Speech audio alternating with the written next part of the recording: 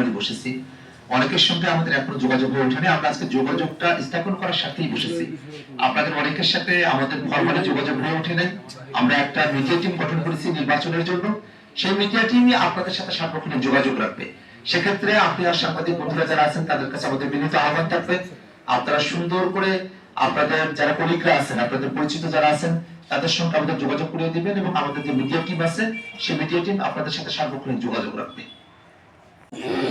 যে ধরনের আপনারা কথাগুলো বলছেন এই বিষয়গুলোতে আপনারা আমাদের কাছে সুনির্দিষ্ট তথ্য আপনারা উপস্থাপন করবেন, আমরা আপনাদের থেকে সেইটা প্রত্যাশা করি।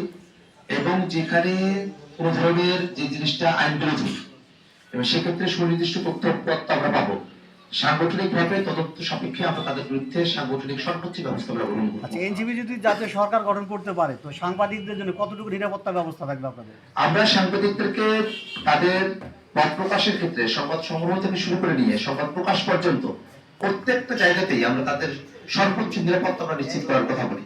আমরা বাংলাদেশের সাগররুনি হত্যাকাণ্ডের মতো আর কোনো ঘটনা দেখতে চাই না। আমরা চাই সাংবাদিকরা নিরাপদ ভাবে তাদের সংবাদগুলো তারা প্রকাশ করবেন।